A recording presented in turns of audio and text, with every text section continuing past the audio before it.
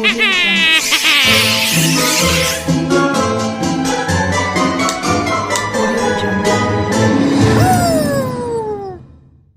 Students, how are you students. आपको इस channel पर ना केवल graduation and post graduation physics के टॉपिक्स की सबसे आसान एक्सप्लेनेशन देखने को मिलती है, बल्कि आपको साथ के साथ ये भी बताया जाता है कि आपको एग्जाम में क्या और कैसे लिख के आना है, ताकि आप सिर्फ एक वीडियो देख के ही अपने नोट्स बना सकें और एग्जाम्स में बहुत अच्छे मार्क्स ला सकें। इसी कैटेगरी में आगे बढ़ते हुए आज हम बात करेंगे डिजिटल इलेक्ट्रॉनिक्स के एक और इम्पॉर्टेंट टॉपिक के बारे में, जिसका नाम है यूनिवर्सल शिफ्ट रजिस्टर, जिसे हम bidirectional shift register with parallel load के नाम से भी जानते हैं। देखिए स्टूडेंट्स, सबसे पहले हमने पढ़ा था serial in serial out shift register, जिसमें हम इनपुट को सीरियल फैशन में दे रहे थे और आउटपुट भी हमें सीरियल फैशन में मिल रही थी। उसके बाद हमने पढ़ा था serial in parallel out shift register, जिसमें हम इनपुट को सीरियल फैशन में दे रहे थे बट आउटपुट हमें पैरेलल फैशन में मिल रही थी। उसके बाद हमने पढ़ा था parallel in serial out shift register, जिसमें हम इनपुट तो पैरेलल वे में दे रहे थे जबकि आउटपुट हमें सीरियल फैशन में मिल रही थी। उसके बाद हमने सबसे लास्ट में पढ़ा था parallel in parallel out shift register, जिसमें हम इनपुट भी पैरेलल फॉर्म में देते हैं और आउटपुट भी हमें पैरेलल फॉर्म में मिलती है। देखिए स्टूडेंट्स, वो सभी के सभी शिफ्ट रजिस्टर जो थे वो यूनिडायरेक्शनल शिफ्ट रजिस्टर थे। उसमें हम डिजिटल डाटा को सिर्फ एक डायरेक्शन में ही शिफ्ट करवा पा रहे थे, या तो आप राइट डायरेक्शन में शिफ्ट करवा लीजिए या फिर लेफ्ट डायरेक्शन में शिफ्ट करवा लीजिए। तो वो चारों के चारों जो थे वो यूनिडायरेक्शनल शिफ्ट रजिस्टर्स थे। उसके बाद हमने पढ़ा था बाय डायरेक्शनल शिफ्ट रजिस्टर, जिसमें हम डिजिटल डाटा को both left and right direction में शिफ्ट करवा पा रहे थे। उस रजिस्टर को हम बोल रहे थे बाय डायरेक्शनल शिफ्ट रजिस्टर। अगर हम बाय डायरेक्शनल शिफ्ट रजिस्टर में पैरेलल लोडिंग कैपेबिलिटीज ऐड कर दें, मींस अगर हम बाय डायरेक्शनल शिफ्ट रजिस्टर में डाटा को पैरेलल फैशन में एंटर कर पाए, then that register will be known as universal shift register। Universal shift register की खास बात यह है कि इसमें आप इनपुट को सीरियल फैशन में भी एंटर कर सकते हैं, पैरेलल फैशन में भी एंटर कर सकते हैं और आउटपुट को आप सीरियल फैशन में भी ऑब्टेन कर सकते हैं और पैरेलल फैशन में भी ऑब्टेन कर सकते हैं। मींस जो हमारे पास यूनिवर्सल शिफ्ट रजिस्टर रहेगा उससे आप सारे के सारे रजिस्टर्स का वर्क जो है वो ले सकते हैं। ये serial in serial out shift register की तरह भी काम करेगा, serial in parallel out shift register की तरह भी काम करेगा, ये parallel in parallel out shift register की तरह भी काम करेगा, ये parallel in parallel out shift register की तरह भी काम करेगा। तो मींस ये चारों शिफ्ट रजिस्टर का कॉम्बिनेशन है और ये बाय डायरेक्शनल शिफ्ट रजिस्टर होगा। इसमें आप डिजिटल डाटा को both in left and right direction में शिफ्ट करवा सकते हैं एक ही लॉजिक सर्किट का यूज करके, और इस लॉजिक सर्किट में पैरेलल लोडिंग कैपेबिलिटीज भी होंगी। तो स्टूडेंट्स, आज के इस वीडियो में हम यूनिवर्सल शिफ्ट रजिस्टर का लॉजिक डायग्राम स्टडी करेंगे, इसकी वर्किंग ऑपरेशन देखेंगे और ये देखेंगे कि एक यूनिवर्सल शिफ्ट रजिस्टर को डिजाइन करने के लिए आपको किन किन कंपोनेंट्स की जरूरत पड़ती है, इसका फंक्शन टेबल भी देखेंगे और कुछ एग्जांपल स्टडी करके इसके सभी मोड्स ऑफ ऑपरेशन को वन बाय वन स्टडी करेंगे। देखिए स्टूडेंट्स, एक 4 बिट यूनिवर्सल शिफ्ट रजिस्टर जो है वो 4D फ्लिप फ्लॉप से मिला के बना होता है। जितने बिट का आपका यूनिवर्सल शिफ्ट रजिस्टर होगा उतने ही आपको डी फ्लिप फ्लॉप जो है वो सीरीज में कास्केड करने होंगे। तो ये हमारे पास डी फ्लिप फ्लॉप 1 जिसकी इनपुट है D1, आउटपुट है Q1। ये हमारे पास डी फ्लिप फ्लॉप 2, इसकी एक इनपुट है D2 और आउटपुट है Q2। तीसरा डी फ्लिप फ्लॉप है डी फ्लिप फ्लॉप 3, इसकी इनपुट है D3 और आउटपुट है Q3। ये है हमारे पास डी फ्लिप फ्लॉप 4, इसकी इनपुट है D4 और आउटपुट है Q4। ये सभी के सभी फ्लिप फ्लॉप जो है वो सिंक्रोनस फ्लिप फ्लॉप्स हैं, क्योंकि हमने बाकी शिफ्ट रजिस्टर्स की तरह ही सभी डी फ्लिप फ्लॉप्स को एक कॉमन क्लॉक पल्स प्रोवाइड की गई है। तो ये हमने सेम कॉमन क्लॉक पल्स जो है वो प्रोवाइड की गई है।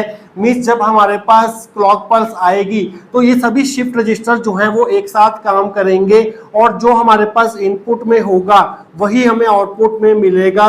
डी फ्लिप फ्लॉप की खास बात ये होती है कि जो भी हम इनपुट में देते हैं वो हमें आउटपुट में मिल जाता है on arrival of clock pulse. अगर हम इनपुट में 0 देंगे तो आउटपुट में हमें 0 मिलेगा, अगर हम इनपुट में 1 देंगे तो हमें आउटपुट में 1 मिलेगा। इसलिए हम यहाँ पर डी फ्लिप फ्लॉप्स का यूज करते हैं। इन डी फ्लिप फ्लॉप्स को रीसेट करने के लिए हम यहाँ पर एक कॉमन क्लियर सिग्नल का यूज करते हैं। ये है हमारे पास क्लियर सिग्नल, जिसको हमने सभी फ्लिप फ्लॉप्स के साथ कनेक्ट कर दिया है। जब हम क्लियर सिग्नल को हाई करेंगे तो ये सभी जो फ्लिप फ्लॉप जो है वो रीसेट हो जाएंगे, क्लियर हो जाएंगे, और उस केस में हमें सभी फ्लिप फ्लॉप्स की आउटपुट जो है वो 0 0 0 0 देखने को मिलेगी। जब हमारा क्लियर सिग्नल हाई होगा तो हमें आउटपुट में 0 मिलेगा, 0 मिलेगा, 0 मिलेगा, 0 मिलेगा। So this clear signal is used to reset the universal shift register, जिसमें हमारे पास सभी फ्लिप फ्लॉप्स की आउटपुट जो है वो 0 पर सेट हो जाएंगी। तो स्टूडेंट्स, यूनिवर्सल शिफ्ट रजिस्टर में हमें 4/4 मल्टीप्लेक्सर्स की जरूरत पड़ती है, जिनको हम इस series combination of D flip flops के साथ पैरेलल में लगाते हैं, और ये चारों मल्टीप्लेक्सर जो है वो एक साथ सीरीज में कनेक्ट होंगे। क्योंकि ये 4/1 मल्टीप्लेक्सर है तो ये 4 जो है वो नंबर ऑफ इनपुट्स को इंडिकेट करता है। मीन सभी मल्टीप्लेक्सर की 4 इनपुट्स होंगी। ये होगी हमारे पास 0th इनपुट, ये होगी फर्स्ट इनपुट, ये होगी सेकंड इनपुट, ये होगी थर्ड इनपुट। इसी तरह से इसकी भी 4 इनपुट हैं, 0th input, first input, second input, third input. इसी तरह से इन बाकी दोनों मल्टीप्लेक्सर्स की भी 4 इनपुट्स हैं। ये 1 जो है वो नंबर ऑफ आउटपुट्स को रिप्रेजेंट करता है। इन सभी मल्टीप्लेक्सर्स की एक एक आउटपुट होगी। ये है हमारे पास इस मल्टीप्लेक्सर की आउटपुट, जिसे हम फर्स्ट डी फ्लिप फ्लॉप की इनपुट के साथ कनेक्ट करते हैं इस तरह से। इसी तरह से जो इस मल्टीप्लेक्सर की आउटपुट होगी वो हम इस सेकंड डी फ्लिप फ्लॉप की इनपुट के साथ कनेक्ट करेंगे। इसी तरह से इस मल्टीप्लेक्सर की जो आउटपुट होगी उसे हम थर्ड फ्लिप फ्लॉप की इनपुट के साथ कनेक्ट करेंगे। इसी तरह से इस मल्टीप्लेक्सर की जो आउटपुट होगी वो हम फोर्थ डी फ्लिप फ्लॉप की आउटपुट के साथ कनेक्ट करेंगे। तो स्टूडेंट्स, ये कनेक्शन इस तरह से होगा। तो स्टूडेंट्स, यहाँ पर क्योंकि ये 4/1 मल्टीप्लेक्सर है, किसी भी मल्टीप्लेक्सर में हमें सिलेक्शन लाइंस की जरूरत पड़ती है। तो यहाँ पर कितनी सिलेक्शन लाइंस होंगी? 4/1 को हम ऐसे लिख सकते हैं 2⁻²⁰1। तो ये 2 जो है वो नंबर ऑफ सिलेक्शन लाइंस को रिप्रेजेंट करता है। तो हम सभी मल्टीप्लेक्सर्स को कॉमन सिलेक्शन लाइंस प्रोवाइड करेंगे, और वो होंगे हमारे पास S0 एंड S1।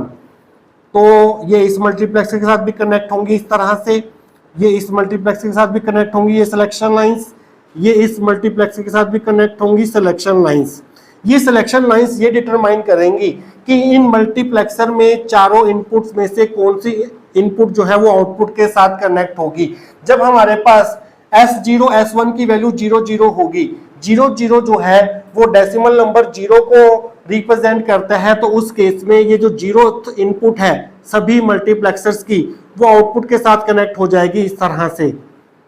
जब हमारे पास S0 एंड S1 जो है वो 0 0 होंगे, तो उस केस में सभी मल्टीप्लेक्सर्स की जो 0th इनपुट है वो आउटपुट के साथ कनेक्ट होगी। जब हमारे पास S0 की वैल्यू 1 0 होगी और S1 की वैल्यू 1 होगी, 0 1 जो है वो डेसिमल नंबर 1 को रिप्रेजेंट करता है, तो उस केस में जो सभी मल्टीप्लेक्सर्स की फर्स्ट इनपुट है वो कनेक्ट हो जाएगी आउटपुट के साथ इस तरह से।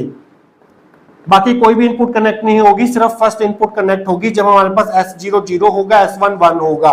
जब हमारे पास S0 की वैल्यू 1 होगी और S1 की वैल्यू 0 होगी, 1 0 जो है वो डेसिमल नंबर 2 को रिप्रेजेंट करता है, तो उस केस में जो सेकंड इनपुट लाइन है सभी मल्टीप्लेक्सर्स की वो इसके आउटपुट के साथ कनेक्ट होगी इस तरह से। बाकी कोई भी लाइन जो है वो कनेक्ट नहीं होगी, सिर्फ सेकंड लाइन जो है सभी मल्टीप्लेक्सर्स की वो इसकी आउटपुट के साथ कनेक्ट होगी। इसी तरह से जब हमारे पास S0 की वैल्यू 1 होगी, S1 की वैल्यू 1 होगी, 1 1 जो है वो डेसिमल नंबर 3 को रिप्रेजेंट करता है, तो उस केस में सभी मल्टीप्लेक्सर्स की थर्ड लाइन जो है वो आउटपुट के साथ कनेक्ट हो जाएगी। इस चीज का आप यहाँ पर ध्यान रखेंगे। इन चारों मल्टीप्लेक्सर्स के लिए S1 S0 जो है वो सिलेक्शन लाइन का काम करेंगी। मींस S1 S0 की वैल्यूज पर डिपेंड करेगा कि इन चारों इनपुट्स में से कौन सी एक इनपुट जो है at a time output of multiplexers के साथ कनेक्ट होगी। बट इस पूरे यूनिवर्सल शिफ्ट रजिस्टर के लिए ये दोनों सिलेक्शन लाइन जो है वो मोड कंट्रोल इनपुट का काम करेंगी। ये इनकी वैल्यूज ये डिटरमाइन करेंगे इस पूरे रजिस्टर के लिए कि ये कौन से मोड ऑफ ऑपरेशन में काम करेगा। देखिए स्टूडेंट्स, ये यूनिवर्सल शिफ्ट रजिस्टर जो है वो 4 मोड्स में काम करता है। एक होता है हमारे पास होल्ड स्टेट, जिसमें हमारे पास नो चेंज होता है, इसे हम मेमोरी स्टेट भी बोलते हैं। और एक होता है हमारे पास शिफ्ट राइट, एक होता है शिफ्ट लेफ्ट ऑपरेशन, एक होता है पैरेलल लोडिंग ऑपरेशन। इन चारों में से एक टाइम पर एक ऑपरेशन परफॉर्म होगा और वो डिपेंड करेगा कि आप यहां पर क्या वैल्यूज देते हैं। जब आप S0 को 0 देंगे, S1 को 0 देंगे, तो उस केस में ये रजिस्टर जो है वो प्रीवियस स्टेट को मेंटेन करके रखेगा। मींस फ्लिप फ्लॉप्स में प्रीवियस स्टेट में जो भी वैल्यू स्टोर होंगी वही आपको नेक्स्ट क्लॉक साइकिल पर भी वही वैल्यू जो है वो रिपीट देखने को मिलेंगी। तो इसलिए हम इस स्टेट को बोलते हैं नो चेंज या फिर होल्ड स्टेट या फिर मेमोरी। मींस इस केस में हमारा रजिस्टर जो है वो मेमोरी की तरह काम करता है। जब हमारे पास S0 जो है वो 0 होता है, S1 1 होता है, तो हमारे पास डिजिटल डाटा बिट्स जो हैं वो राइट साइड में शिफ्ट होते हैं, from left to right shift होते हैं। तो इस ऑपरेशन को हम बोलते हैं शिफ्ट ऑपरेशन। जब हमारे पास S0 1 होगा, S1 0 होगा, तो उस केस में जो हमारे बिट्स होंगे वो एक फ्लिप फ्लॉप से दूसरे फ्लिप फ्लॉप में शिफ्ट होंगे from right to left direction. Means यहाँ पर हमें लेफ्ट शिफ्टिंग देखने को मिलेगी। वो कैसे होगा सब कुछ ये भी हम एग्जांपल लेके डिस्कस करेंगे थोड़ी देर में। और जब हमारे पास S0 1 होगा, S1 1 होगा, तो हम यहाँ पर पैरेलल लोडिंग करवाएंगे। मींस इनपुट पैरेलल फॉर्म में देंगे और आउटपुट भी हमें जो है पैरेलल फॉर्म में देखने को मिलेगी। मींस इस पूरे रजिस्टर के लिए S1 S0 को हम बोलेंगे मोड कंट्रोल इनपुट। हमारा यूनिवर्सल शिफ्ट रजिस्टर जो है वो कौन से मोड में काम करेगा, इन चारों में से एक टाइम पर एक मोड में काम करेगा। और वो मोड कौन सा होगा वो डिपेंड करेगा कि आप S0 S1 पर क्या वैल्यूज देते हैं। इसलिए हमें इन दोनों को हम बोलते हैं mode control inputs for this whole universal register. जबकि S0 S1 जो है वो इन चारों मल्टीप्लेक्सर्स के लिए सिलेक्शन लाइंस हैं जो ये डिटरमाइन करेंगी कि इन चारों इनपुट्स में से कौन सी एक इनपुट जो है वो आउटपुट के साथ कनेक्ट होगी। तो स्टूडेंट्स अभी यूनिवर्सल शिफ्ट रजिस्टर का जो लॉजिक डायग्राम है वो कंप्लीट नहीं हुआ है, काफी कॉम्प्लिकेटेड लॉजिक सर्किट डायग्राम है। इसको समझने के लिए हम क्या करेंगे, इसके लॉजिक सर्किट डायग्राम को हम स्टेप बाय स्टेप कंप्लीट करेंगे, एक एक मोड ऑफ ऑपरेशन को स्टडी करेंगे। उस हिसाब से ये जो बाकी बचा हुआ लॉजिक सर्किट डायग्राम है इसे हम कंप्लीट करते जाएंगे। तो स्टूडेंट्स एक एक करके हम सारे मोड ऑफ ऑपरेशन डिस्कस करेंगे। तो सबसे पहले हम डिस्कस करेंगे ये वाला केस, पैरेलल लोडिंग वाला केस, जो सबसे इजी केस है। इससे शुरुआत करते हैं हम पैरेलल लोडिंग वाले केस से। ये हमारा है फर्स्ट पॉइंट। तो स्टूडेंट्स यहाँ पर S0 कितना है, 1 है, S1 कितना है, 1 है। तो S0 1 है, S1 1 है, 1 1 जो है वो डेसिमल नंबर 3 को रिप्रेजेंट करता है। तो इस केस में जो हमारी थर्ड इनपुट लाइन होगी ये वाली, ये वाली, ये वाली, ये वाली, वो आउटपुट के साथ कनेक्ट हो जाएगी। तो स्टूडेंट्स यहाँ पर हमें करवानी है पैरेलल लोडिंग। मींस हमें 4 बिट डिजिटल डाटा को साइमल्टेनियसली इन फ्लिप फ्लॉप्स में लोड करवाना है। That loading is called parallel loading. क्योंकि हमारे पास थर्ड इनपुट लाइन जो है सभी मल्टीप्लेक्सर्स की वो यहाँ पर आउटपुट के साथ कनेक्ट है। तो हम जो बिट्स देंगे, हम मान लेते हैं कि हमारा जो 4 बिट बाइनरी नंबर है वो है A, जिसके 4 बिट्स है हमारे पास A1 A2 A3 A4, जहां पर A4 जो है वो लीस्ट सिग्निफिकेंट बिट है, A1 जो है वो मोस्ट सिग्निफिकेंट बिट है। तो मोस्ट सिग्निफिकेंट बिट को हम इस थर्ड इनपुट लाइन के साथ कनेक्ट करेंगे इस तरह से। ये हमारा A1 होगा। जो हमारा सेकंड बिट है वो से हम इसके थर्ड लाइन के साथ कनेक्ट करेंगे A2 के साथ, और जो हमारा A3 बिट है उसे हम इसकी थर्ड इनपुट के साथ कनेक्ट करेंगे। और जो हमारा A4 है लीस्ट सिग्निफिकेंट बिट, उसे हम यहाँ पर कनेक्ट करेंगे थर्ड इनपुट के साथ, क्योंकि हमारी थर्ड इनपुट जो है वो एक्टिवेट है इस टाइम पर, क्योंकि S0 1 है, S1 1 है। तो ये हो गया हमारे पास स्टूडेंट्स A4। तो अब क्या होगा स्टूडेंट्स, क्योंकि थर्ड इनपुट जो है वो आउटपुट के साथ कनेक्ट हो चुकी है, तो ये A1 बिट जो है वो क्या होगा, वो यहाँ पर चला जाएगा। यहाँ पर हमें A1 मिलेगा, यहाँ पर हमें A2 मिल जाएगा, यहाँ से कनेक्ट होके यहाँ चला जाएगा। इसी तरह से थर्ड इनपुट आउटपुट से कनेक्ट होगी तो हमें यहाँ पर मिल जाएगा A3। इसी तरह से A4 जो है थर्ड इनपुट से होता हुआ यहाँ आउटपुट में पहुंच जाएगा। अब देखिए स्टूडेंट्स, जो सभी मल्टीप्लेक्सर्स की आउटपुट जो है वो सभी फ्लिप फ्लॉप्स के इनपुट के साथ कनेक्ट है। तो D1 जो है वो A1 हो जाएगा, D2 जो है वो A2 हो जाएगा, D3 जो है वो A3 हो जाएगा और D4 जो है वो A4 हो जाएगा। तो स्टूडेंट्स हमारे इनपुट्स में A1, A2, A3, A4 जो है वो स्टोर हो चुके हैं। हमने बिट्स जो है वो इनके इनपुट्स में ट्रांसफर कर दिए हैं। अब इन बिट्स को हमें आउटपुट में ऑब्टेन करना है। तो स्टूडेंट्स यहाँ पर हम प्रोवाइड करेंगे क्लॉक पल्स, और ये जो फ्लिप फ्लॉप्स है ये positive edge triggered flip flops है। मींस जब हमारे पास क्लॉक पल्स की पॉजिटिव राइजिंग एज आएगी तभी ये फ्लिप फ्लॉप जो है वो इनपुट को आउटपुट में ट्रांसफर करेंगे। तो स्टूडेंट्स जैसे ही आपकी पॉजिटिव राइजिंग एज आएगी क्लॉक पल्स की तो ये A1 जो है वो यहाँ पर शिफ्ट हो जाएगा, A2 यहाँ पर शिफ्ट हो जाएगा, A3 यहाँ पर शिफ्ट हो जाएगा, A4 यहाँ पर शिफ्ट हो जाएगा। तो स्टूडेंट्स यहाँ पर हमें जो बिट्स मिलेंगे वो यहाँ से हम आउटपुट की फॉर्म में निकाल लेंगे। तो हमने यहाँ पर जो डाटा दिया है वो पैरेलल फैशन में दिया है। ये है हमारे पास पैरेलल डाटा इनपुट, और जो हमारे पास आउटपुट मिली है वो भी हमें क्या मिलेगी इस केस में पैरेलल फैशन में मिलेगी। तो स्टूडेंट्स यहाँ पर ये हमारा पैरेलल लोडिंग जो है वो कंप्लीट होता है। तो अगर हम इसका ट्रूथ टेबल बनाएं पैरेलल लोडिंग वाले केस का तो वो कैसे बनाएंगे, हम मान लेते हैं A1 हमारा 1 है, A2 हमारा 0 है, A3 1 है, A4 1 है। तो हमें आउटपुट में भी क्या क्या मिलेगा, आउटपुट में भी हमें 1 मिलेगा, यहाँ पर 0 मिल जाएगा, यहाँ पर 1 मिल जाएगा और यहाँ पर मिल जाएगा 1। तो इस केस में जब हम कोई भी क्लॉक पल्स प्रोवाइड नहीं करेंगे तो सभी फ्लिप फ्लॉप जो है वो रीसेट स्टेट में होंगे। मीन सभी की आउटपुट जो है वो 0 0 होगी, तो हमारी इनपुट्स भी 0 0 0 होंगी। तो जब हम पहली क्लॉक पल्स प्रोवाइड करेंगे तो हम यहाँ पर डाटा जो है वो लोड करवा देंगे। यहाँ पर साइमल्टेनियसली D1 पे हमारा 1 चला जाएगा, ये वाला बिट यहाँ से यहाँ ट्रांसफर हो जाएगा, और 0 जो है वो थर्ड इनपुट लाइन से होता हुआ यहाँ से होता हुआ यहाँ चला जाएगा, और ये वाला 1 जो है इस थर्ड इनपुट लाइन से कनेक्ट होता हुआ यहाँ पर चला जाएगा। तो D3 हमारा 1 हो जाएगा। A4 जो है वो 1 है, थर्ड इनपुट लाइन से होता हुआ इसकी आउटपुट से होता हुआ इसकी इनपुट में चला जाएगा। तो A4 जहाँ पर D4 जो है वो 1 हो जाएगा, और हमें आउटपुट में क्या मिलेगा, जैसे ही हम positive rising edge of clock pulse देंगे तो ये बिट्स जो है वो हमें आउटपुट में मिल जाएंगे, 1 0 1 1 1 मिल जाएगा। तो यहाँ पर आप देख सकते हैं कि जो हमने लोडिंग करी है बिट्स की, चारों बिट्स की, वो पैरेलल फैशन में करी है, और हमें जो आउटपुट मिल रही है वो भी साइमल्टेनियसली मिल रही है, मींस पैरेलल फैशन में मिल रही है। तो स्टूडेंट्स ये हमारा पहला केस कंप्लीट हो गया है। इसके बाद हम डिस्कस करेंगे सेकंड केस, जिसमें हमारे पास नो चेंज और होल्ड स्टेट, या फिर जिसको हम मेमोरी स्टेट के नाम से भी जानते हैं। तो स्टूडेंट्स आइए डिस्कस करते हैं सेकंड मोड ऑफ ऑपरेशन, जो कि है नो चेंज स्टेट, जिसमें हमारे पास S0 जो है वो 0 होगा और S1 भी 0 होगा। तो S0 0 है, S1 0 है, तो 0 0 जो है वो डेसिमल नंबर 0 को कॉरस्पॉन्ड करता है। तो उस केस में हमारे पास 0th इनपुट जो है वो मल्टीप्लेक्सर की आउटपुट के साथ कनेक्ट होगी। ये वाली इनपुट जो है वो कनेक्ट होगी, इस केस में 0th इनपुट कनेक्ट होगी यहाँ पर, और हमें यहाँ पर करवाना है नो चेंज। हमारा प्रीवियस केस में जो डाटा लोड हो गया था, हमें जो आउटपुट में मिल रहा था वो था 1 0 1 1। तो जब हम कोई भी क्लॉक पल्स प्रोवाइड नहीं करेंगे तो हमारी इनपुट्स पर भी क्या होगा, 1 0 1 1 होगा, और आउटपुट में भी हमारे पास क्या होगा, 1 0 1 1 होगा। जो इनपुट में होगा वही हमें आउटपुट में मिल रहा था। हमने 1 0 1 1 जो है वो यहाँ पर ट्रांसफर करवा दिया था पिछले केस में, और हमें आउटपुट में 1 0 1 1 मिल गया था।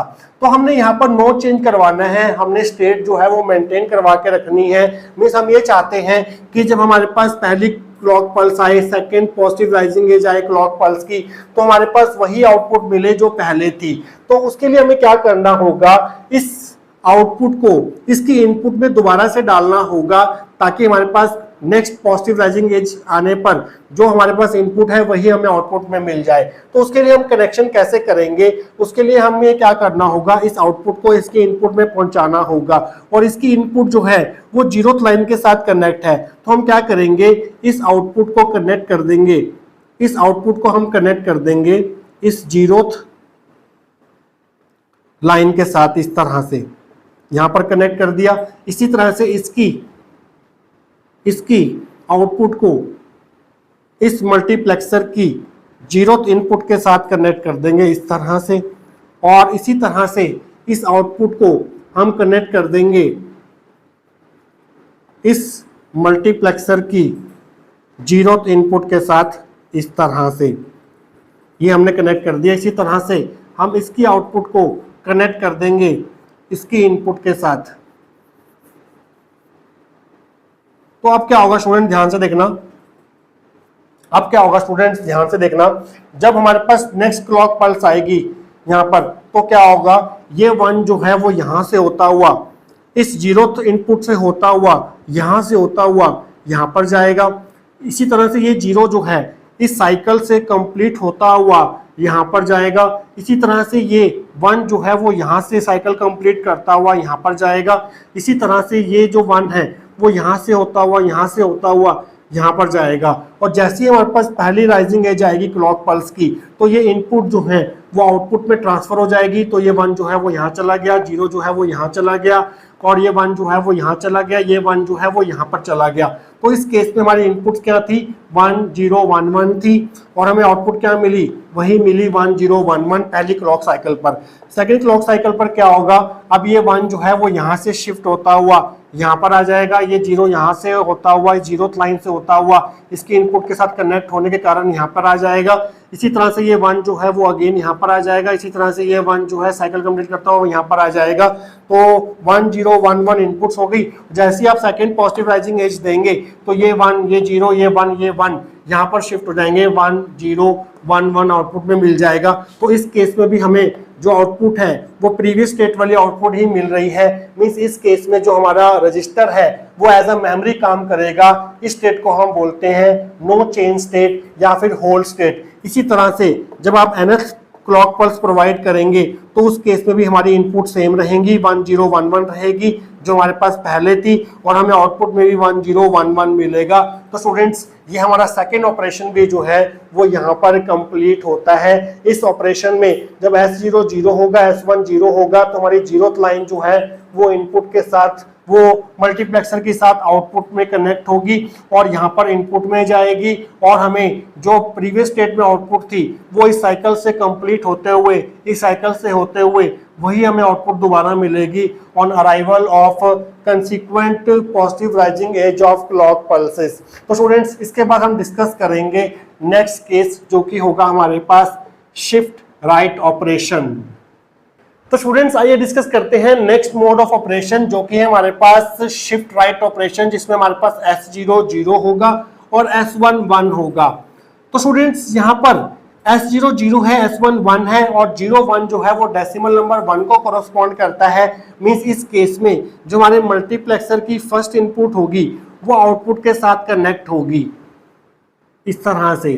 तो स्टूडेंट्स हमने यहाँ पर राइट शिफ्टिंग करवानी है, तो हमें जो डाटा देना पड़ेगा वो सीरियल फैशन में देना पड़ेगा, बिट बाय बिट करके देना पड़ेगा, तभी हमारे पास यहाँ पर राइट शिफ्टिंग हो पाएगी। क्योंकि हमारे पास इस मल्टीप्लेक्सर की फर्स्ट इनपुट एक्टिवेट है, तो हम यहाँ पर जो सीरियल डाटा देंगे वो यहाँ पर देंगे, इस पिन से देंगे, फर्स्ट पिन से। ये होगा हमारे पास serial data for right shift,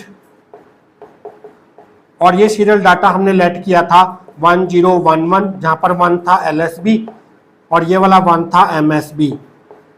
तो हम डाटा को लेफ्ट से राइट डायरेक्शन में शिफ्ट कर रहे हैं, तो इसे हम लेफ्टर serial data for right shift भी बोल सकते हैं।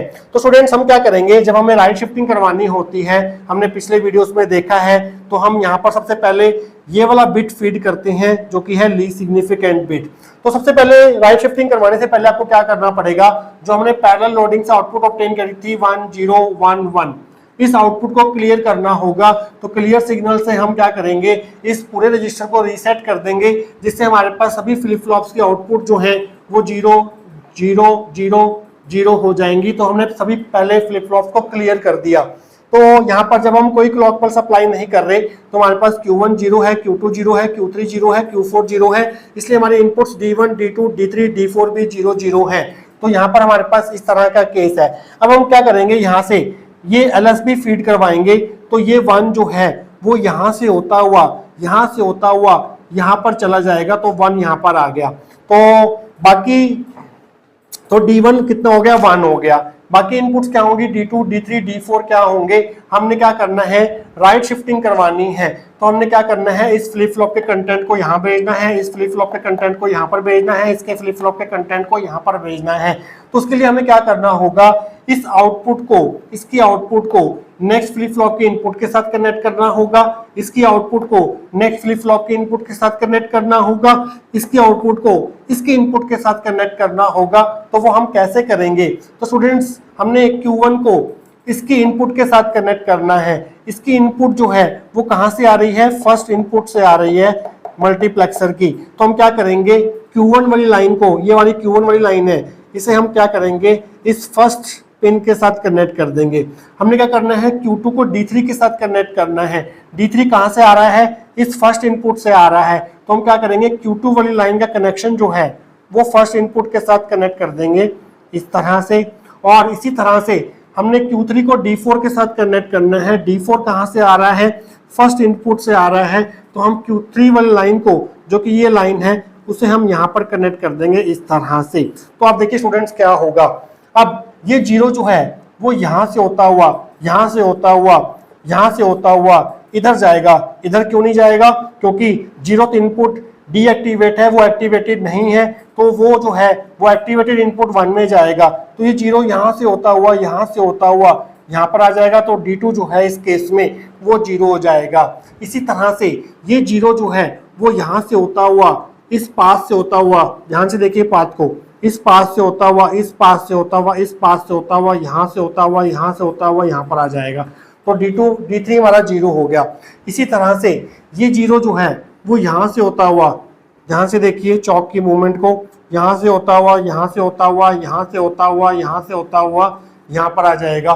तो D4 जो है हमारा जीरो हो जाएगा। और जैसे ही आप फर्स्ट राइजिंग एज देंगे क्लॉक पल्स की, तो ये इनपुट जो है 1 0 0 0 जो है वो आउटपुट में शिफ्ट हो जाएंगी। तो हमें आउटपुट में मिलेगा 1, ये 1 यहाँ पर शिफ्ट हो गया, जीरो जो है वो यहाँ पर शिफ्ट हो गया, ये जीरो जो है वो यहाँ पर शिफ्ट हो गया, ये जीरो जो है वो यहाँ पर शिफ्ट हो गया। तो आउटपुट में आपको मिलेगा फर्स्ट क्लॉक पल्स के दौरान 1 0 0 0।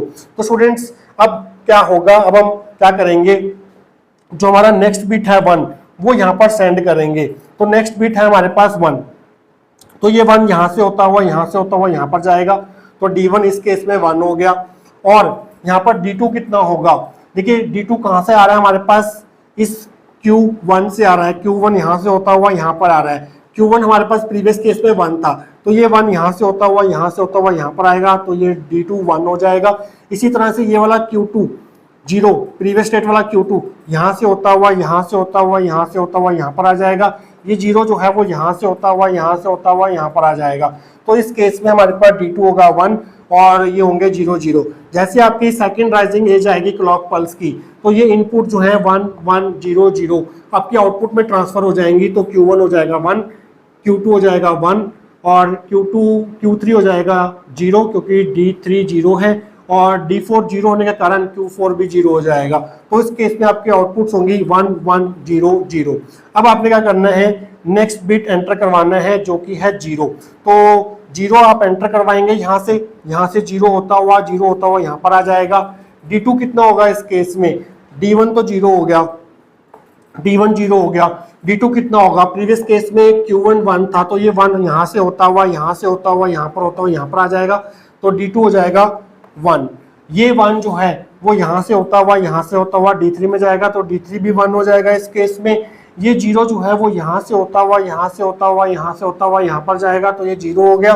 और हमें जैसे ही हम थर्ड क्लॉक पल्स अप्लाई करेंगे तो ये इनपुट जो है वो आउटपुट में ट्रांसफर हो जाएंगी। तो इस केस में Q1 हो जाएगा 0, ये 1 है तो आउटपुट में हमें 1 मिलेगा यहाँ पर, और ये 1 है तो हमें आउटपुट में 1 मिलेगा, ये 0 है तो हमें आउटपुट में 0 मिलेगा। तो हमारी आउटपुट्स हो जाएंगे इस केस में 0 1 1 0। अब हम क्या करेंगे, जो मोस्ट सिग्निफिकेंट बिट है वो अप्लाई करेंगे 1। ये 1 यहाँ से होता हुआ, यहाँ से होता हुआ यहाँ पर जाएगा। ये 1 आ गया हमारे पास यहाँ पर, और ये 0 जो है वो यहाँ से होता हुआ, यहाँ से होता हुआ यहाँ पर जाएगा। ये 1 जो है वो यहाँ से होता हुआ यहाँ पर जाएगा। ये 1 जो है वो यहाँ से होता हुआ, यहाँ से होता हुआ यहाँ पर जाएगा। तो इस केस में जो D2 होगा वो 0 होगा, D3 1 होगा, D4 1 होगा। जैसे ही आप फोर्थ क्लॉक पल्स प्रोवाइड करेंगे तो ये जो हमारे पास इनपुट्स हैं वो आउटपुट में ट्रांसफर हो जाएंगे। इस केस में हमारी आउटपुट हो जाएगी क्या 1 0 1 1 1 0 1 1। तो आप देख सकते हैं स्टूडेंट्स यहाँ पर डाटा की राइट शिफ्टिंग हो रही है। यहाँ पर आप देखिए क्या होगा, ये 1 यहाँ पर शिफ्ट हो गया, ये 0 यहाँ पर शिफ्ट हो गया, ये 0 यहाँ पर शिफ्ट हो गया, ये 1 यहाँ शिफ्ट हो गया, ये 1 यहाँ शिफ्ट हो गया, ये 0 यहाँ पर शिफ्ट हो गया, ये 0 यहाँ पर शिफ्ट हो गया, ये 1 यहाँ पर शिफ्ट हो गया, ये 1 यहाँ पर शिफ्ट हो गया। तो इस केस में आपकी डाटा की शिफ्टिंग होगी। तो हमारे पास 4 बिट्स है 1 0 1 1, ये 1 जो है वो इस पिन से आप ऑब्टेन कर लेंगे, एक बिट यहाँ से ऑब्टेन हो गया। बाकी के 3 बिट्स ऑब्टेन करने के लिए 1 0 1 1 ऑब्टेन करने के लिए आपको इन बिट्स को और शिफ्ट करना पड़ेगा, जिसके लिए आपको 3 क्लॉक पल्सेस और देनी पड़ेंगी। तो 5th क्लॉक पल्स में क्या होगा, ये 1 तो हमारा ऑब्टेन हो गया Q4 पिन से, एक बिट ऑब्टेन हो गया इन चारों बिट्स में से। अभी हमने ये बाकी बिट्स भी ऑब्टेन करने हैं तो हमें और शिफ्टिंग करवानी पड़ेगी। अब हमारे पास चारों बिट्स हम एंटर कर चुके हैं, अब वहां पर एंटर करने के लिए कुछ नहीं है तो हम यहाँ पर 0 एंटर कर देंगे। तो इस केस में D1 जो है वो 0 हो जाएगा, ये 1 यहाँ पर शिफ्ट हो जाएगा, ये 0 यहाँ पर शिफ्ट हो जाएगा, ये 1 यहाँ पर शिफ्ट हो जाएगा। इसी तरह से जो D1 होगा वही हमें Q1 में मिलेगा, ये 1 यहाँ पर शिफ्ट हो गया, ये 0 यहाँ पर शिफ्ट हो गया, ये 1 यहाँ पर शिफ्ट हो गया। तो हमें नेक्स्ट बिट भी मिल गया 1 यहाँ पर 5th क्लॉक पल्स प्रोवाइड करके। जब हम 6th क्लॉक पल्स अप्लाई करेंगे तो शिफ्टिंग होगी यहाँ पर डाटा की। अब हमने कुछ भी अप्लाई नहीं करे यहाँ पर, तो ये D1 0 है, ये 0 यहाँ पर शिफ्ट हो जाएगा, ये 1 यहाँ पर चला जाएगा, ये 0 यहाँ पर चला जाएगा। इसी तरह से जो हमारे पास D1 होगा वही हमें Q1 पर मिलेगा, जो हमारे पास D2 होगा वही हमें Q2 पर मिलेगा, जो हमारे पास D3 होगा वही हमें यहाँ पर मिलेगा, जो D4 होगा वही हमें यहाँ पर मिलेगा। तो ये 0 भी हमें यहाँ पर ऑब्टेन हो गया, ये वाला बिट भी ऑब्टेन हो गया। जब हम 7th क्लॉक पल्स अप्लाई करेंगे तो क्या होगा, D1 0 होगा, ये 0 यहाँ पर शिफ्ट हो गया, ये 0 यहाँ पर शिफ्ट हो गया, ये 1 यहाँ पर शिफ्ट हो गया, और ये 0 जो D1 है वही Q1 होगा, जो D2 है वही Q2 होगा, जो D3 है वही Q3 होगा, जो D4 है वही हमारे पास Q4 होगा। तो हमारे पास एक बिट और मिल गया। तो आप देख सकते हैं कि यहाँ पर हम जो डाटा एंटर करवा रहे थे वो सीरियल फैशन में एंटर करवा रहे थे, एक एक बिट एंटर करके करवा रहे थे। पहले हमने लीस्ट सिग्निफिकेंट बिट एंटर किया, फिर ये किया, फिर ये किया, फिर लास्ट में मोस्ट सिग्निफिकेंट बिट एंटर किया। और जो हमें बिट्स होंगे वो यहाँ से इस पिन से यहाँ से इस पिन से यहाँ से बिट बाय बिट जो है वो ऑब्टेन होते जाएंगे। मींस इस केस में शिफ्ट राइट के केस में जो हमारा यूनिवर्सल शिफ्ट रजिस्टर है वो serial in serial out shift register की तरह बिहेव करेगा। तो स्टूडेंट्स बाकी का जो हमारा लास्ट ऑपरेशन है वो हम डिस्कस करेंगे नेक्स्ट सेक्शन के अंदर। तो स्टूडेंट्स आइए डिस्कस करते हैं लास्ट मोड ऑफ ऑपरेशन जो कि है हमारे पास शिफ्ट लेफ्ट ऑपरेशन। तो ये होगा हमारा चौथा केस जिसमें हमारे पास S0 जो है वो 1 हो जाएगा, S1 जो है वो 0 हो जाएगा। 1 0 जो है वो डेसिमल नंबर 2 को कॉरस्पॉन्ड करता है। तो इस केस में सभी मल्टीप्लेक्सर की सेकंड इनपुट जो है वो आउटपुट के साथ कनेक्ट होगी इस तरह से।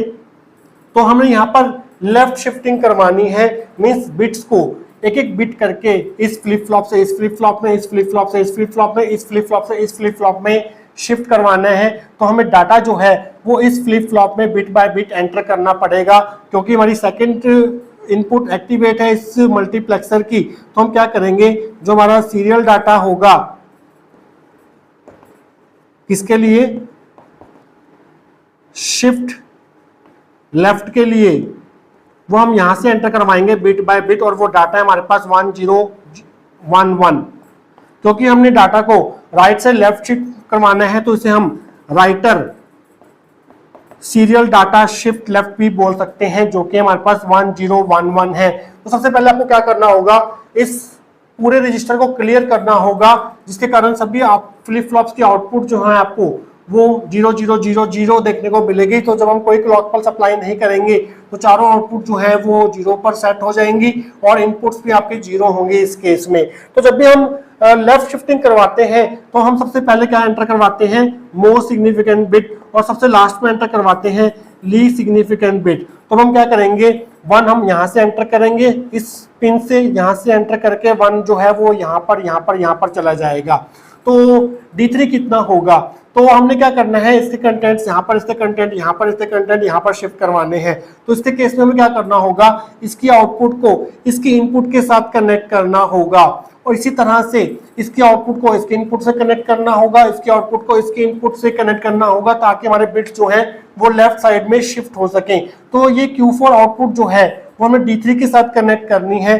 तो D3 कैसे कनेक्ट होगा, D3 जो है वो सेकंड इनपुट के साथ कनेक्ट है, इस Q4 को हमें सेकंड इनपुट के साथ कनेक्ट करना होगा। तो एक कनेक्शन आप यहां से ले लीजिए, यहां से ले लीजिए एक कनेक्शन, और इस सेकंड इनपुट के साथ कनेक्ट कर दीजिए इस तरह से। ये हमने कनेक्ट कर दिया किसको, इस Q4 को। तो इस writer serial data left shift left को आप थोड़ा नीचे करके लिख लेना। तो स्टूडेंट्स अब क्या होगा, स्टूडेंट्स Q4 जो है ये 0 जो है, Q4 पे 0 था प्रीवियस केस में, ये 0 यहाँ से होता हुआ, यहाँ से होता हुआ, यहाँ से होता हुआ, यहाँ से होता हुआ यहाँ पर जाएगा। तो D3 जो है इस केस में वो 0 होगा। तो D4 1 हो गया है और D3 0 हो गया है। D2 D1 कितने होंगे, अब इस Q1 को हमने कनेक्ट करना है किसके साथ, हमने पहले इसको देख लेते हैं। Q3 को हमने कनेक्ट करना है इस इनपुट के साथ, तो वो हम कैसे करेंगे, सेकंड इनपुट एक्टिवेट है, तो हम Q3 का कनेक्शन ले लेंगे यहाँ से, और इसको हम यहाँ पर कनेक्ट करवा देंगे इस तरह से, इस तरह से कनेक्ट करवाएंगे।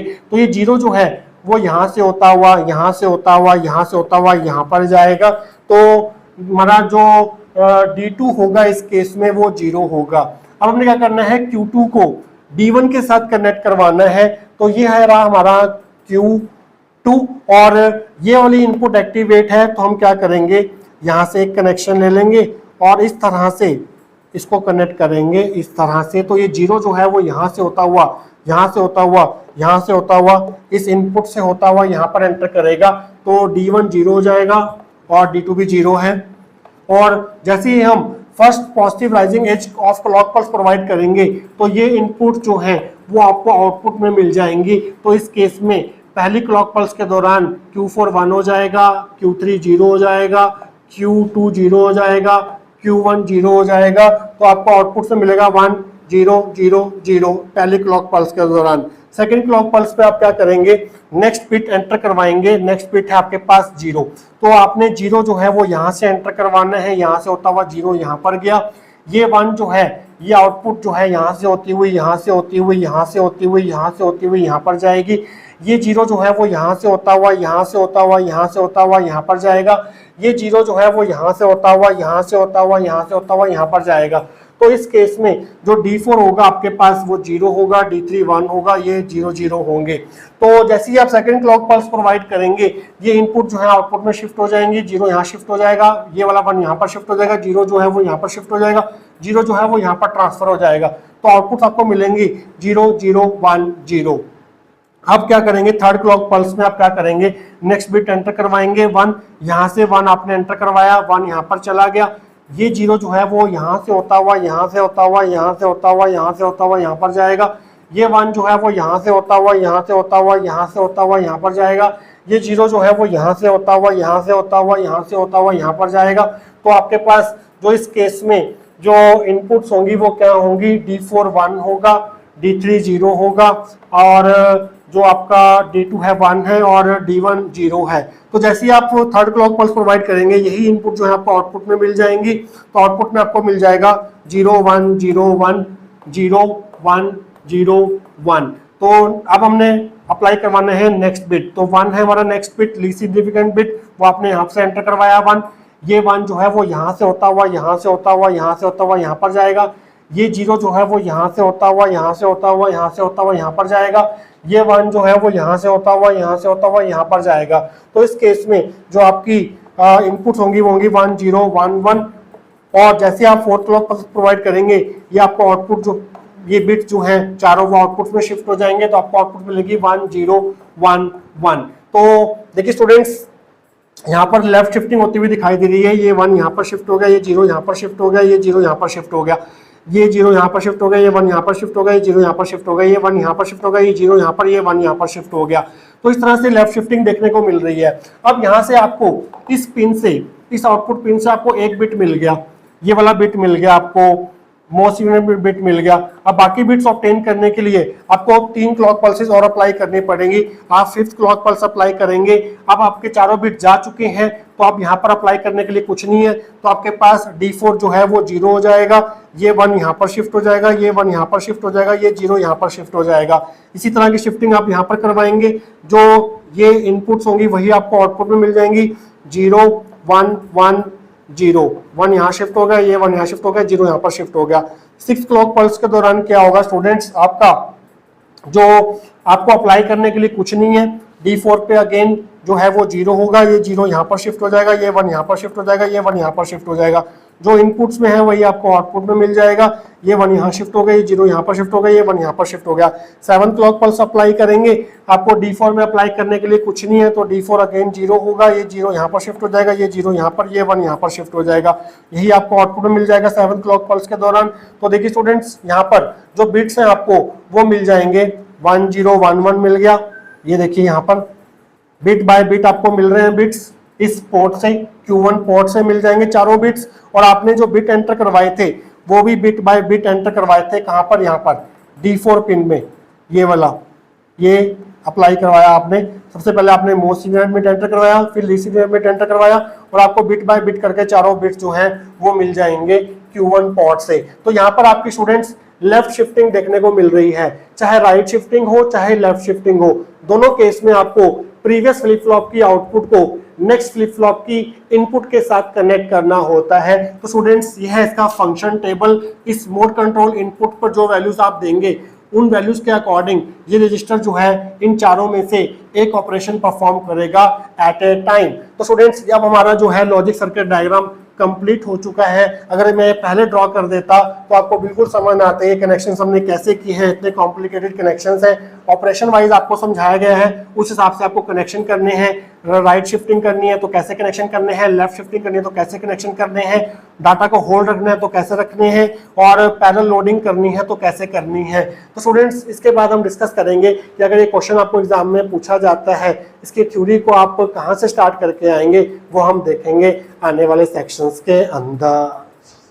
A register which is capable of shifting the digital data bits both in left and right directions is known as bidirectional shift register. If a bidirectional shift register has parallel load capabilities, then it is known as universal shift register. A universal shift register can have input either in serial form or in parallel form and can have output either in serial form or in parallel form. एक ऐसा register जो कि digital data bits को दोनों directions में, left and right directions में shift कर सकता है, उस रजिस्टर को हम बोलते थे bidirectional shift register. But अगर हम बाय डायरेक्शनल शिफ्ट रजिस्टर में पैरेलल लोडिंग कैपेबिलिटीज ऐड कर दें, then that bidirectional shift register will transform into universal shift register. Universal shift register में हम इनपुट को पैरेलल फॉर्म में भी एंटर कर सकते हैं, सीरियल फॉर्म में भी एंटर कर सकते हैं, और आउटपुट को हम bit by bit parallel bit by bit serial form में भी ले सकते हैं, यहाँ से भी ले सकते हैं। अगर हम लेफ्ट शिफ्टिंग करवा रहे हैं, अगर राइट शिफ्टिंग करवा रहे हैं तो इस पिन से हम बिट बाय बिट करके लेंगे सीरियल फैशन में, या फिर पैरेलल लोडिंग के टाइम पर यहाँ से हम पैरेलल फॉर्म में भी आउटपुट को ड्रॉ कर सकते हैं। अब four bit universal shift register, universal shift register को शॉर्ट फॉर्म में मैंने USR लिख दिया, consist of 4D flip flops connected in series. जो 4-बिट यूनिवर्सल शिफ्ट रजिस्टर होता है वो 4D फ्लिप फ्लॉप से मिला के बनता है जो कि सीरीज में कनेक्टेड होते हैं। All the flip flops are synchronous with each other as same clock pulse is applied to all flip flops. All flip flops are positive edge triggered flip flops. सभी फ्लिप फ्लॉप्स को हमने एक common clock pulse से connect किया है। सभी flip flop जो है वो साइमल्टेनियसली वर्क करेंगे जब हम positive rising edge of clock pulse देंगे, क्योंकि ये positive edge triggered flip flops है। तभी हमारे पास क्या होगा, जैसे ही पॉजिटिव राइजिंग एज आएगी क्लॉक पल्स की, वैसे ही इनपुट जो है वो आउटपुट में ट्रांसफर हो जाएगी सभी फ्लिप फ्लॉप्स की एक साथ। तो स्टूडेंट्स, इसके बाद आप इसमें और क्या ऐड करके आएंगे वो हम देखेंगे आने वाले सेक्शंस के अंदर। Point number 5 is common clear control. Clear is applied to all flip flops to clear register to 0, that is to make Q1, Q2, Q3, Q4 equal to 0. तो स्टूडेंट्स, यहाँ पर हमने सभी फ्लिप फ्लॉप्स को एक common clear signal provide किया हुआ है जो कि सभी फ्लिप फ्लॉप्स को रीसेट करने के काम आता है। जब भी हमें Q1, Q2, Q3, Q4 को 0 करना है तो हम ये क्लियर सिग्नल जो है वो सभी फ्लिप फ्लॉप्स को साइमल्टेनियसली प्रोवाइड करेंगे। इस क्लियर सिग्नल को हाई कर देंगे तो सभी फ्लिप फ्लॉप्स की आउटपुट जो है वो 0 पर सेट हो जाएगी। Next point is universal shift register also consists of 4 into 1 multiplexers connected in series, each having 4 inputs, 1 output and 2 selection lines S0 and S1 which acts as mode control inputs for USR। जो हमारा universal shift register होता है वो हमारे पास 4 into 1 multiplexers भी लगे होते हैं, सीरीज में कनेक्ट होते हैं, और ये चारों 4 into 1 मल्टीप्लेक्सर जो है डी फ्लिप फ्लॉप्स के साथ पैरेलली कनेक्टेड होते हैं। इन चारों की चार इनपुट्स होंगी, zeroth input, first input, second input, third input, और सभी की एक आउटपुट होगी, और सभी के लिए कॉमन 2 सिलेक्शन लाइंस होंगी S0 and S1। The output of each 4 into 1 mux is connected to the input of respective D flip flops। हर एक 4 into 1 मल्टीप्लेक्सर की जो आउटपुट है वो हमने रिस्पेक्टिव डी फ्लिप फ्लॉप्स के साथ इनपुट के साथ कनेक्ट की हुई है, और ये दो जो हमारे पास सिलेक्शन लाइंस है इस पूरे यूनिवर्सल शिफ्ट रजिस्टर के लिए मोड कंट्रोल इनपुट की तरह काम करेंगे। इनकी वैल्यूज पर डिपेंड करेगा कि ये यूनिवर्सल शिफ्ट रजिस्टर जो है चारों में से एक समय पर किस मोड में काम करेगा। तो वो मोड्स ऑफ ऑपरेशन हम डिस्कस करेंगे 1 by 1। पहला है हमारे पास पैरेलल लोडिंग। पैरेलल लोडिंग कब होगी? जब हमारे पास S0 1 होगा, S1 1 होगा। इस केस में क्योंकि ये 1 1 है, 1 1 मींस डेसिमल नंबर 3, तो इस केस में जो हमारी थर्ड इनपुट होगी मल्टीप्लेक्सर की वो आउटपुट के साथ कनेक्ट हो जाएगी। In this case input 3 of each multiplexer is connected to the output of each mux and hence connected to the input of respective D flip flops. As a result binary input bits A1, A2, A3, A4 are transferred to the inputs of respective D flip flops simultaneously. On the rising positive edge of the clock pulse, these bits are transferred to the outputs of respective D flip flops simultaneously. In this way, parallel loading take place. तो students क्योंकि यहाँ पर third input जो है वो output के साथ connect है, तो आपको यहाँ पर बिट्स अप्लाई करने हैं 4 बिट डाटा के A1, A2, A3, A4 यहाँ पर अप्लाई करेंगे, 1 0 1 1 यहाँ पर अप्लाई करेंगे। तो ये जो इनपुट आप देंगे वो यहाँ से होते हुए इसकी इनपुट में जाएगी, ये यहाँ से होते हुए इसकी इनपुट में जाएगी, और ये यहाँ से होते हुए इसकी इनपुट में जाएगी, और ये यहाँ से होते हुए इसकी इनपुट में जाएगी। और जैसे ही आपकी पॉजिटिव राइजिंग एज आएगी क्लॉक पल्स की, तो वैसे ही ये बिट जो है वो आपको आउटपुट में ट्रांसफर हो जाएंगे। तो यहाँ पर आप डाटा पैरेलल फैशन में दे रहे हैं और आपको आउटपुट भी जो है वो पैरेलल फैशन में ऑब्टेन होगी। तो स्टूडेंट्स बाकी के 3 मोड ऑफ ऑपरेशन हम डिस्कस करेंगे आने वाले सेक्शंस के अंदर। Next mode of operation is no change, that is hold state और मेमोरी। जब आपकी S0 की वैल्यू 0 होगी और S1 की वैल्यू 0 होगी, तो 0 0 जो है वो डेसिमल नंबर 0 को कॉरेस्पॉन्ड करता है, तो उस केस में जीरोथ इनपुट जो है मल्टीप्लेक्सर की वो आउटपुट के साथ कनेक्ट हो जाएगी। तो यहाँ पर आप यही लिखेंगे, input 0 of each multiplexer is connected to the output of each mux and hence connected to the input of respective D flip flops. तो 0 इनपुट जो है वो डी फ्लिप फ्लॉप की इनपुट के साथ कनेक्ट हो गई है थ्रू दिस मल्टीप्लेक्सर। अब आपने यहाँ पर स्टेट को चेंज नहीं करवाना है, जो आपकी प्रीवियस स्टेट थी वो थी 1 0 1 1। आपको नेक्स्ट क्लॉक साइकिल पर भी यही आउटपुट चाहिए, नेक्स्ट क्लॉक साइकिल पर भी आपको यही आउटपुट चाहिए, nth क्लॉक साइकिल्स के बाद भी आपको यही आउटपुट चाहिए। तो इसके लिए आपको क्या करना होगा, जो आपकी आउटपुट थी पहले फ्लिप फ्लॉप की उसको आपको इस 0 इनपुट के साथ कनेक्ट करना होगा मल्टीप्लेक्सर की। इसी तरह से इसकी आउटपुट को आपको इसकी 0th इनपुट के साथ कनेक्ट करना होगा, इसकी आउटपुट को आपको इसकी 0th इनपुट के साथ कनेक्ट करना होगा, इसकी आउटपुट को आपको इसकी 0th इनपुट के साथ कनेक्ट करना होगा। तो ये 1 जो है वो वापस यहाँ से फीड होके वापस इनपुट में आएगा, क्लॉक पल्स के बाद फिर आपको यहाँ पर 1 मिल जाएगा।